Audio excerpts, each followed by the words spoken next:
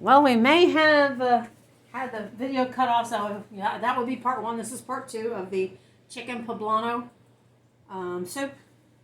So what I've added is the 2 ounces of sofrito, and ideally you would want 2 ounces of sofrito plus a 15-ounce can of tomato sauce, and about 3, if you want to thicken up your broth, that's what you use tomato paste for. So I'm trying to get this to boil because now I've got 2 videos instead of 1 for the same recipe. My camera cut off on me. Oh well.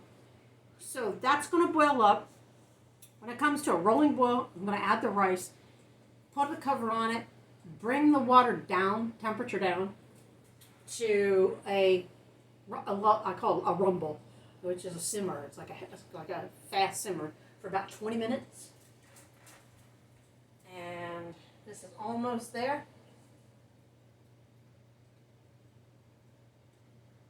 I'm going to actually, since it's parboiled, yeah, it's right about there. And stir that really well.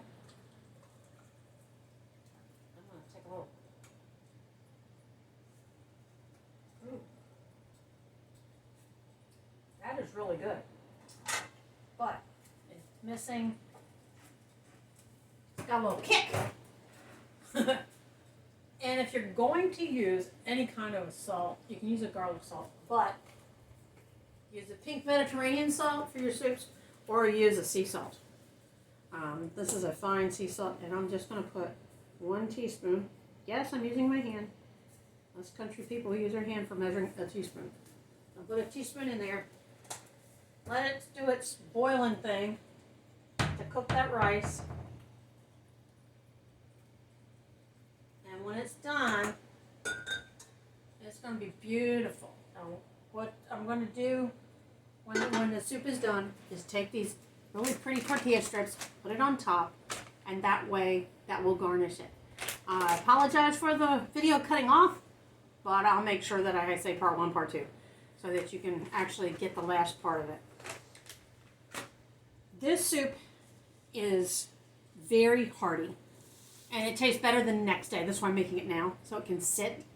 But what you probably don't realize is whenever you make homemade soup and you're going to refrigerate it, you have to let it come to room temperature before you put it in a refrigerator. Why?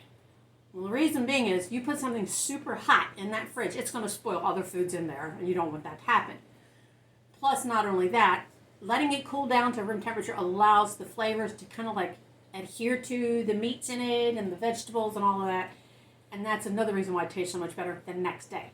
So I'm going to let this cool down when it's done, put it in the refrigerator, and then tomorrow when I bring it out, all I have to do is heat it up, and then I can taste it for whether it needs added salt. You can salt to taste. You don't have to put salt in it, for cooking. Substitutions, don't forget, for the main recipe calls for a 2-ounce amount of sofrito, which is a tomato base. It also calls for 15 ounces of a tomato sauce. If you don't have tomato sauce, if you have a can of tomato soup, use that. If you don't have tomato soup, but you got ketchup, you can use ketchup in it. That makes it have a little bit of a sweet taste to it. But you can also use a can of chili that has no beans. Just make sure there's no beans in it, because the little bits of meat that might be in here will go along with the chorizo, which is a sausage, and these are like little beef bits in here. Make sure you get a mandolin. Get a mandolin, save your knuckles. And your carrots will cook a lot faster when you can make it super thin sliced with one of these babies. And this has 5 blades. This was a heck of a deal. I highly recommend it. You know what? I forgot to tell you. It also comes with a cutting glove. A safety glove. Just in case you might start cutting too close, and at least your knuckles won't get hit. Just cutting glove. It's a safety glove. I didn't use it because I didn't get down to that end. And then everything else is a half cup. The only thing that's not is the poblanos. The roasted poblanos, it's a 1/4 cup. And the garlic is 1 teaspoon.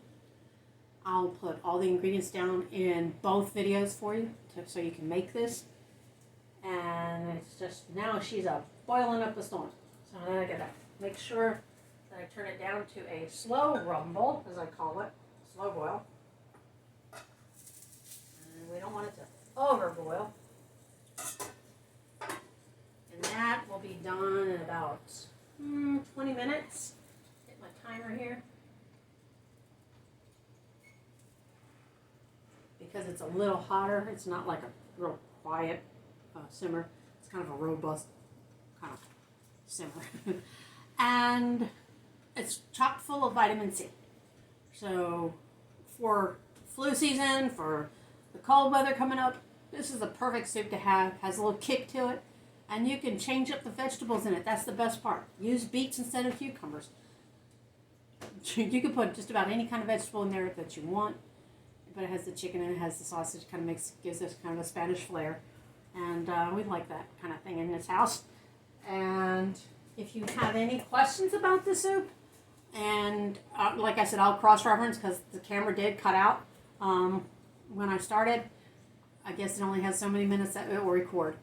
And by all means, give me a thumbs up if you've liked this hearty fall, winter time coming soup. And leave me a comment or two. You know, if you want to know, can you add this to it? Can you add that to it? Hey, I'll be more than happy to answer questions on that. And by all means, share the video with other people that really like soup or have problems with allergies when the colder weather comes. And the soup's also good for your skin, by the way, because all the vitamin C in it. And the cucumbers help too. So, welcome to my kitchen. Barefoot, yes I am. And come back again, come back often. And by all means, subscribe so you can see the newer recipes I'm coming up with very soon.